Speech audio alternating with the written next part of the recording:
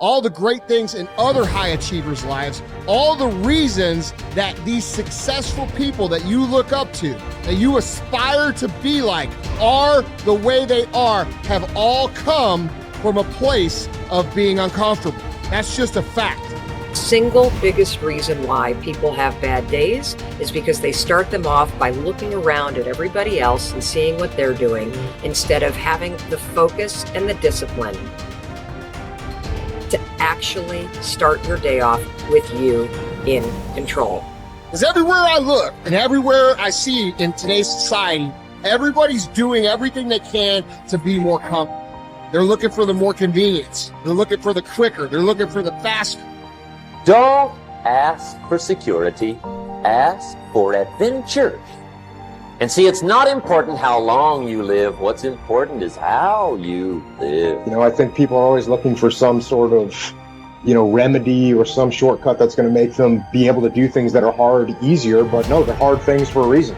So they're going to be hard. If they were easy, everyone would do them. We go through life trying to seek security and not coming outside of our comfort zone, and we take most of our stuff with us to the grave. Ask yourself, what's blocking you? What's preventing you from acting? Why don't you have the courage to handle that? Why won't you face that? What are you running away from? What kind of avoidance behavior are you engaged in? Next is, what is the worst thing that can happen when you take action? But you have to make a conscientious decision that you're going to change. And it's not dependent on anybody else. Self-discipline begins with the mastery of your thoughts. If you don't control what you think, you can't control what you do. Understanding how to set up daily routines with alternating brain and body training and killing procrastination. Each and every day that you are breathing in this world, each and every day that you are doing something in this world, you should be focusing on getting better, not worse. Show me your character. Remain disciplined. Stay strong. When it all seems hopeless, keep plugging away. Nothing can stop you if you don't stop for anything. Don't stop for anything. Never break your discipline. Remain faithful to yourself and your vision. You should be understanding that, hey, I can't be this same person on a day in, day out type of way.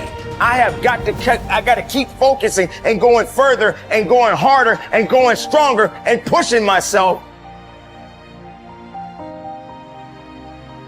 until there's nothing else left to push forward.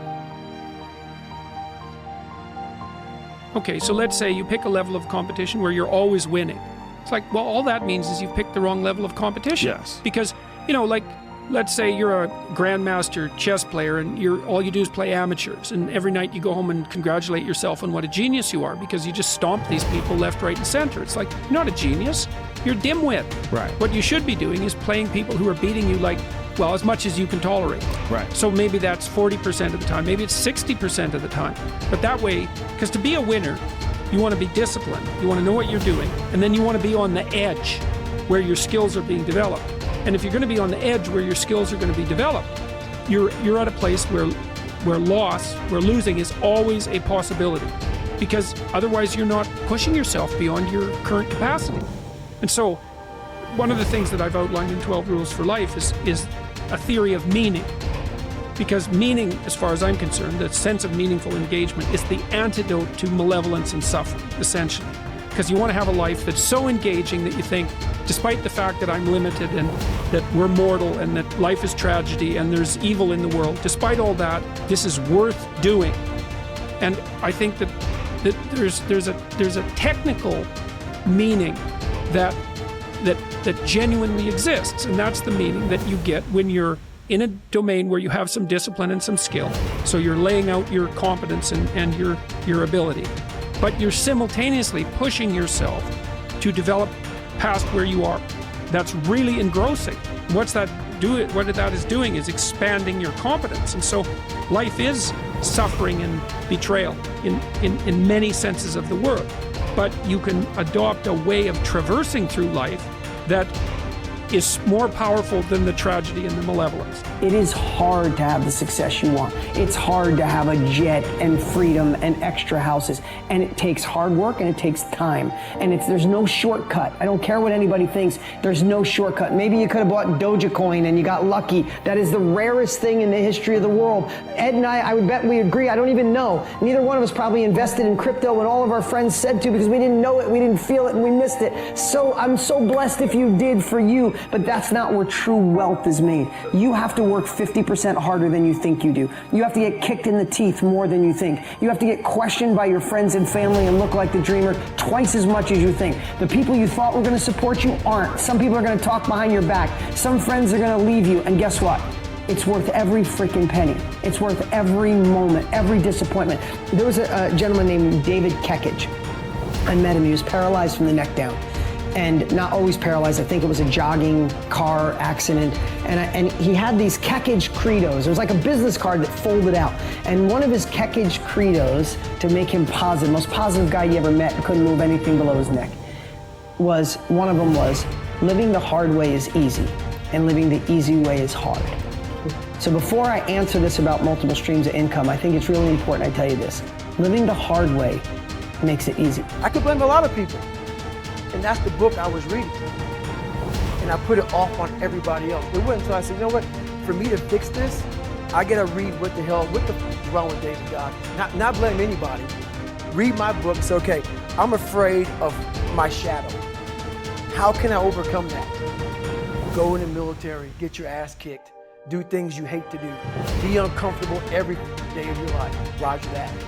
I'm not the smartest kid in the world. Okay. Instead of somebody saying, oh no, you're smart. No, don't say that to yourself. I said to myself, no, I'm a dumb motherfucker. Okay, roger that. How do you get smarter? Educate yourself. So the things that we run from the truth. We're running from the truth, man. So the only way I became successful was going towards the truth. As painful and as brutal as it is, it changed me. It allowed me to become, in my own right, who I am today.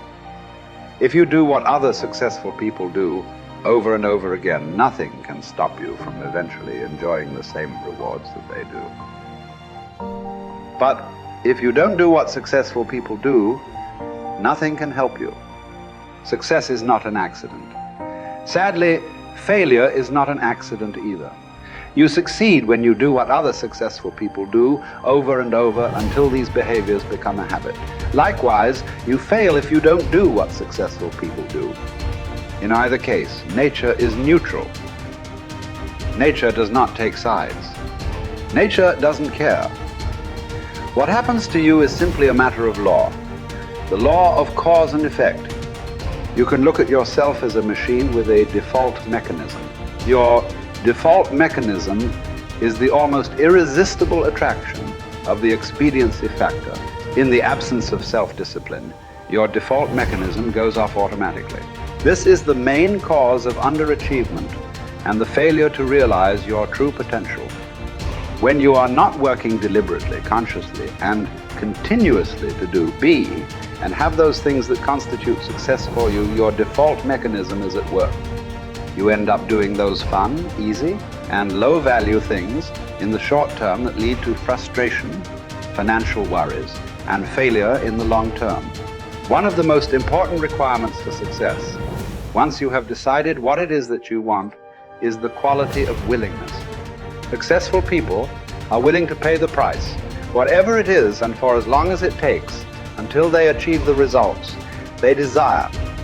Everyone wants to be successful. Everyone wants to be healthy, happy, thin, and rich. But most people are not willing to pay the price. Occasionally, they may be willing to pay the price, but they are not willing to pay the whole price. They always hold back. They always have some excuse or rationalization for not disciplining themselves to do everything that they need to do to achieve their goal. How can you tell when you have paid the full price of success? It's simple. Look around you. There it is. You can always tell how much of the price of success you have paid by looking at your current lifestyle and your bank account. By the law of correspondence, Your outer world will, like a mirror, always reflect the person you are and the price you have paid on the inside.